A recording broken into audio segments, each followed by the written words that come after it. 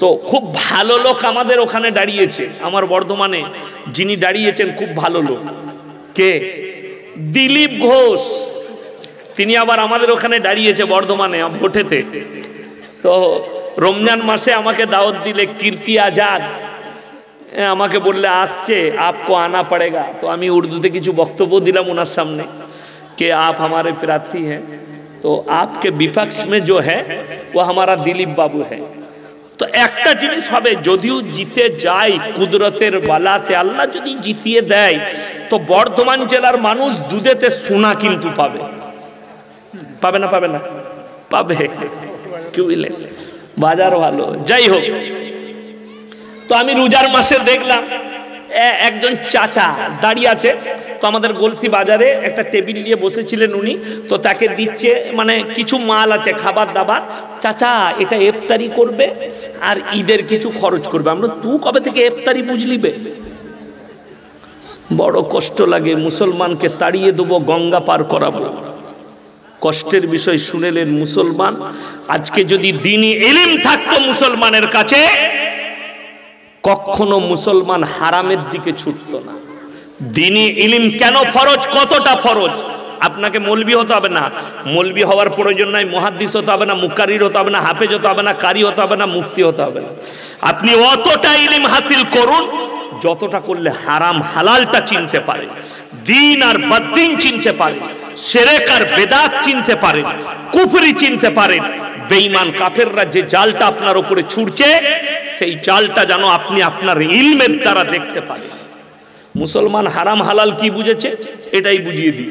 বীরভূমের ছেলে বেশিরভাগ দেখবেন পাথরের গাড়ি চালায় না, পাথর বাড়ির গাড়ি বীরভূম বর্ধমানের ছেলে চালায়। আমার সঙ্গে প্রায় রাস্তায় দেখা হয়। একদিন দেখছি জামে পড়েছি, ডানকুনির কাছে হাই রোডে কাজ চলছে, তো আমি পেশাব করতে নেমেছি। হুজুর আমার বাড়ি হচ্ছে দুবরাজপুর, চিনেন? আমি বলি জানবো না। বলে আপনার খুব বক্তব্য শুনি, আপনারই গাড়িতে বক্তব্য শুনতে শুনতে আসছিলাম, ফুল জ্যামে আমিও আটকে আছি।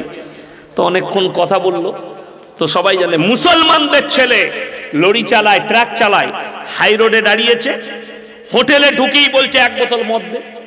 মদ খাওয়া হয়ে গেল। এরপর হোটেলের কর্মচারীকে বলছে ভাই মুরগির মাংস আর রুটি নিয়ে আয়। এই যাতে মাতাল হলে কি হবে, তাল ঠিক আছে। যেমনি মুরগির মাংস আর রুটি এনেছে, মুরগিটা জবাই না কাটা, তাহলে মার হারামখোরকে জুতো করে। যে মদ খেয়েছে তার আর ওইটা জানার দরকার আছে, কাটা না গুটা? যে লোকটা মদ খেলো, এটাই তো মুসলমান বুঝে না। ই মনে করেছে মদটা খাওয়া যাবে, কিন্তু মুরগিটা আমাকে জবাই করা খেতে হবে। কিন্তু জানে না মালটা দুটি সমান। এখন আসল বাঁশটা দিই নাই, আবার একটা বাঁশ দেবো, দাঁড়ান। হ্যাঁ, আসল বাঁশ কি বলতো? আজকে জলসায় এসছে, আমাকে সভাপতি সাহেব বলবে লাস্টে একটু দোয়া করে দেন, দোয়া করব। আর আপনারা মনে করবেন ইয়াসিন সাহেব যখন দোয়া করছে আমি সালা সাথে আমিন বলে দিই, বাস মাল একদম কবুল হয়ে গেল, জান্নাত রেডি হয়ে গেল। এই যতগুলো হুজুর দোয়া করবে, যাকে নিয়েছি আর যে পীরকে নিয়েছি দোয়া করেন, দোয়া কবুলিয়াতের জন্য শর্ত হচ্ছে হালাল খাবার, তা না হলে দোয়া কবুল হবে না। পীরকে ডেকে দোয়া করান, আর যে মৌলবীকে ডেকে দোয়া করাবেন করান, আর ফেরেশতাকে ডেকে দোয়া করান, আপনার শর্ত হচ্ছে হালাল খাবার। আপনি বুঝে গেলেন? সকালবেলায় উঠে যদি সিউড়ি যান, সকালবেলায় উঠে কেউ যদি সিউড়ি যায়, সকালবেলায় উঠে কেউ যদি বোলপুরে যায় টাউনে, টাইম হয়ে গেছে খাবার, অপরিচিত হোটেলে ঢুকলেন, আপনাকে জিজ্ঞেস করতে হবে না? হবে না দাদা মুরগিটা জবাই না কাটা? কথা বলে করতে হবে না মুসলমানকে? অন্য কারোর ব্যাপার জানি না, আপনি যখন নিজেকে মুমিন বলে দাবি করেছেন মুসলমান, আপনার জন্য শর্ত দেখে খাওয়া জবাই কিনা, দাদা মুরগিটা জবাই কিনা, আপনি এটা বুঝে গেলেন। সকালবেলায় উঠে আপনার বাজারে গিয়ে বলছেন এই রাতের বেলায় ইয়াসিন ভাই এসেছিল, জবাই করা মাংস দে, কিনছেন জবাই করা মাংস, কিন্তু টাকাটা আবার সুদের টাকা, সেই একই মাল দাঁড়িয়ে গেল। কথাটা বুঝতে পারেননি? টাকা সুদের, মুরগিটা জবাই, সেই একই মাল দাঁড়িয়ে গেল। এরপর যারা সুদ করাচ্ছে তারা সকালবেলায় চায়ের দোকানে বলবে বাজে মৌলবি, ওকে আবার দাওয়াত দেয় কেন? কারা গাল দিবে? সুদখোর মাল কটা গাল দিবে। তুই গাল দিলে কোরআনের আয়াত পাল্টাবে না, তুমি গালি দিলে নবীজির হাদিস পাল্টাবে না। কোরআন বলছে ওয়াহাল্লাল্লাহু বাইয়া ওয়া হারামার রিবা। হে আমার নবী বলো, তোমাদের জন্য সুদকে হারাম করা হয়েছে আর ব্যবসাকে হালাল করা হয়েছে। আল্লাহর হাবিব বললেন, কেউ যদি 1 টাকা সুদ খায় নিজের মায়ের সঙ্গে 36 বার জিনা করার সমান পাপ হবে। নাউজুবিল্লাহ বলে কে সুবহানাল্লাহ বললেন? বিপদ খুব। এতেও সুবহানাল্লাহ, ভেবে চিনতে বলে। আমার ভাই, কষ্টটা ওই জায়গায়। মুসলমান যদি এটা জানতো, আচ্ছা একজন হাত তুলে বলুন সুদ খাওয়া হারাম আমি জানি না। জানে না? জানে না মুসলমান? জানে। যেমন আমাদের দেশের লোক কিছু করুক আর না করুক, ঠিক কায়দা করে মৌলবীকে পটিয়ে হুজুরকে বলে নিজের জন্য মালটা হালাল করে দেবে আর হুজুরের জন্য হারাম রেখে দিবে। ওই জন্যে প্রত্যেকটা মুসলমান নরনারীর জন্য দ্বীনি ইলম হাসিল করা ফরজ। এটা আমরা সকলে জানি না? জানি, সকলে জানি। কিন্তু যদি সমীক্ষা করা হয়, আমি এই মজমারি সমীক্ষা করছি, এতগুলো মানুষ এসে বসেছে, মা বোনেরাও বসে আছে, আশা করি 100 জনের মধ্যে 95 জনের কাছে দ্বীনি ইলম নেই। ঠিক বললাম না ভুল বললাম? যদি বলেন কতটা গুরুত্ব আছে এখানে, অনেক শিক্ষিত লোক থাকবে, ডাক্তার, মাস্টার, প্রফেসর, ইঞ্জিনিয়ার এবং স্কুল কলেজের ইউনিভার্সিটির ছাত্র থাকতে পারে। আমি পকেট থেকে 100 টাকা বার করে চা খেতে দেবো, খালি একটু শুনিয়ে দেন, আমাকে জানিয়ে দেন পৃথিবীর প্রথম সভ্যতার নাম কি? একজন যদি বলে দিতে পারে। সভ্যতা তো এসছে অসভ্যতা থেকে, এসছে না?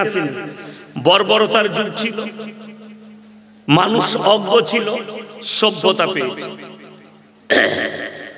এখন স্কুল কলেজের ছেলেরা এইটা জানে যে 3 বইতে আমরা পড়েছি আদিম যুগের ঘটনা, পড়েননি? বন মানুষ থেকে সভ্যতা লাভ করে মানুষ এসেছে। তো কলকাতা আলিপুর চিড়িয়াখানা এখনো বন মানুষ আছে, মালগুলো এখনো মানুষ হলো না। ঠিক কিনা কথা বুঝতে পারেন? এই ইতিহাসবিদরা লিখে দিয়েছে বন মানুষ থেকে মানুষ।